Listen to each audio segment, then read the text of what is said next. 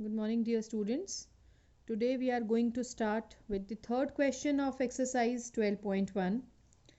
Identify the numerical coefficients of the terms other than constants in the following expressions.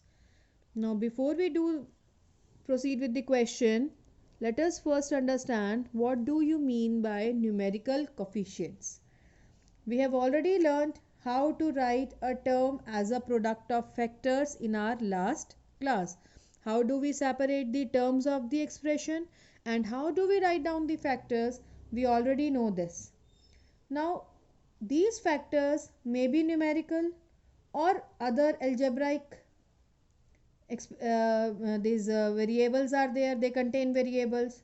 The numerical factor is said to be the numerical coefficient. So numerical coefficient means the numerical factor of the term.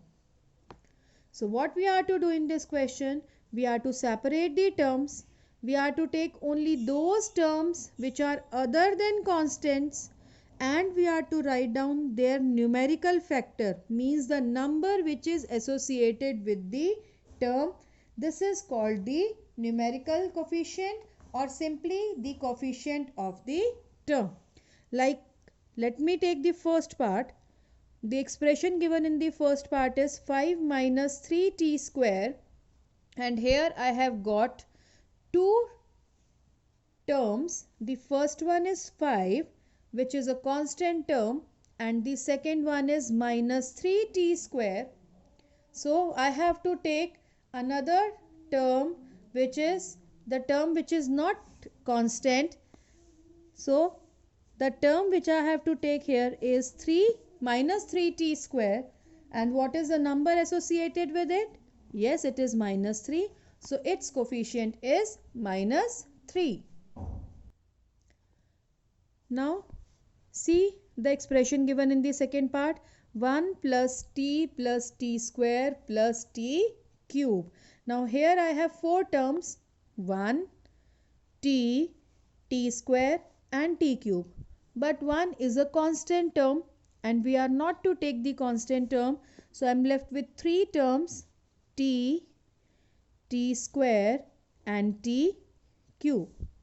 Now what is the number associated with t? There is no number, so it means 1. So here the coefficient of t is 1. You can't write 0. 0 is not there. When t is there, it means 1t.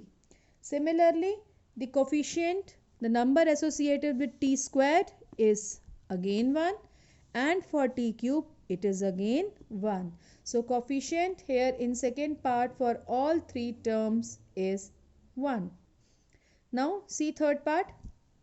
Third part is x plus 2y, x plus 2xy plus 3y. Let us separate three terms because all three terms contain variable. None is a constant term. So we have separated all three terms. Now what is the coefficient for x? Yes, it is 1. Because there is no number which we can see, that means 1 is there. Next is 2xy. So leave xy. What is the number associated with it? 2. And third term is 3y. What is the number associated with it? It is 3.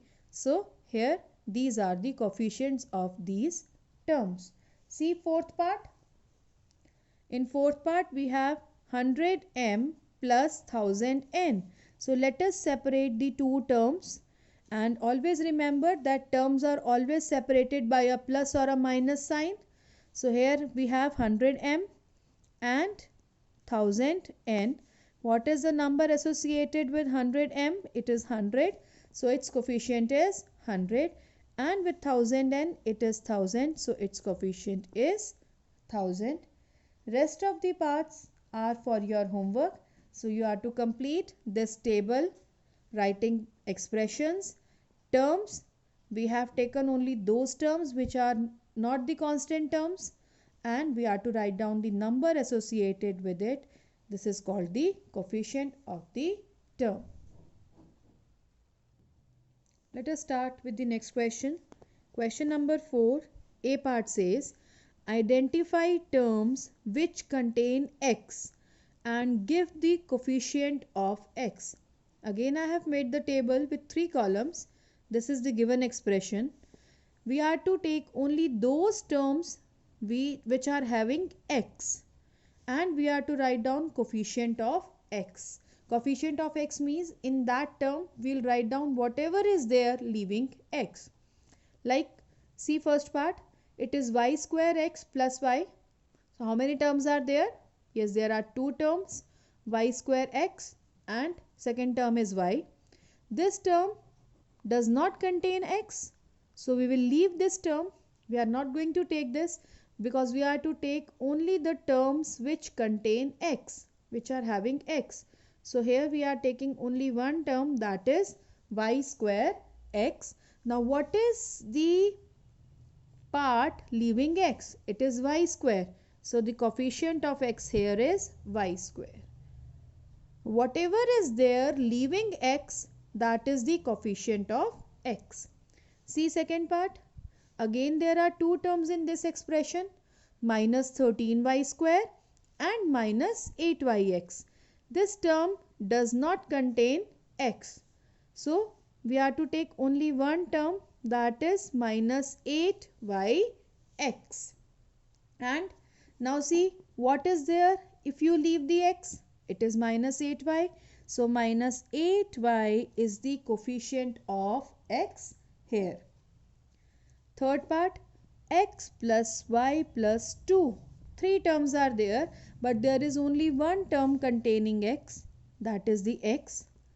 If you take out x from here, you are left with only 1 because x means 1x. So here the coefficient of x is 1. Fourth part, 5 plus z plus zx. Again 3 terms are there, but there is only one term containing x, and that is zx. So remove x from here. What is the coefficient of x? It is z. Remaining parts are for your practice, and in register you will be doing the whole question, all the parts. So let us continue with the second part of this question. Now identify terms which contain y square and give the coefficient of y square.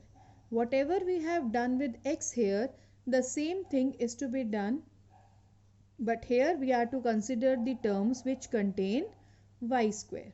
See the first part. How many terms are there? There are 2 terms. The first one is 8 and we are not going to take it because it doesn't contain y square. And our second term is minus xy square. Now when I have to write down coefficient of y square, then leave y square from here. Whatever is left is the coefficient of y square. So here it is minus x. Second part, 5y square plus 7x.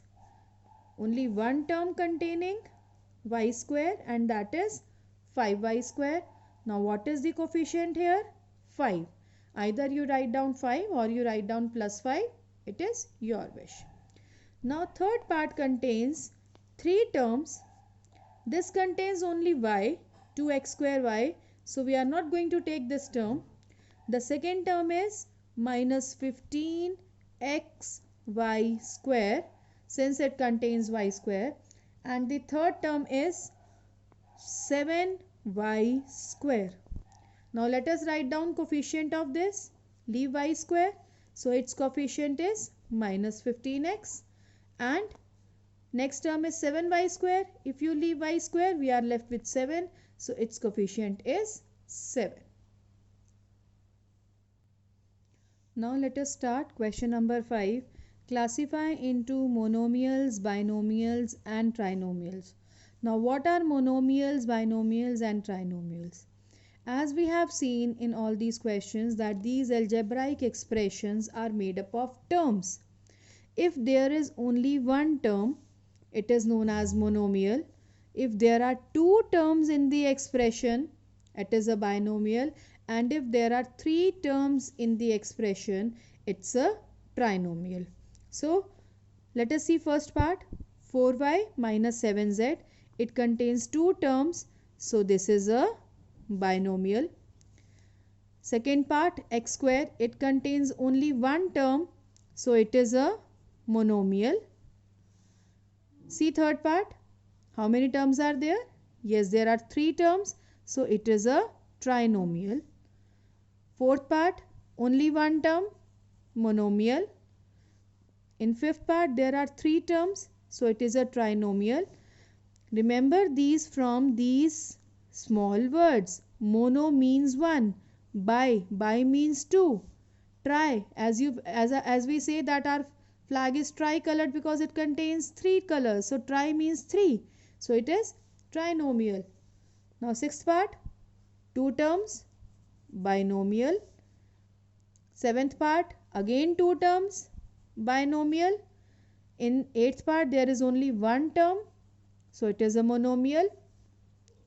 3 terms, trinomial. 2 terms, binomial. 11th part, 2 terms, again it's a binomial. And in last part, there are 3 terms, so it is a trinomial. Now the easiest way to do this question in register is that you are going to make a table, and in this table you are going to draw 3 columns, monomial, binomial and trinomial, and whatever expressions you get, you are to write down in these respective columns. Like the first one is a binomial, so write down in the column of binomial. Second one is a monomial, write down in that column. Third one is trinomial, write down in that column. Fourth one, monomial. Fifth, trinomial. Sixth, binomial. Seventh, again binomial. Eighth, monomial. Ninth, trinomial. 10th, it is again binomial. 11th is also binomial, and next one is a trinomial. So this is how you are going to do this question in your registers. Now complete your work till question number 5.